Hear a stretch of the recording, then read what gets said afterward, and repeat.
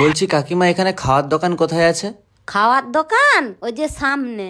আমি তো এখানে নতুন, জানি না, চলো না একটু দেখিয়ে দিবে। ঠিক আছে চলো তাহলে দেখিয়ে দিচ্ছি। ঠিক আছে, বসো।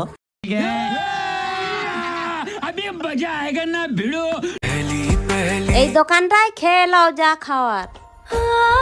তুমি একটা খাও। না না খাবো নি। আরে একটা খাও না। তোমার চোখে একটা কি লেগে আছে। ঠিক আছে, আমি এখন আসি তাহলে। আচ্ছা যাও। ওই তোর একটা ভিডিও ভাইরাল হয়েছে দেখুন না এই দেখ না এই ভিডিওটা। আজ একটা গরিব মানুষ আমাকে খাবার চেয়েছিল, বলছিল সামনের দোকানে যা হোক কিছু খাওয়াতে।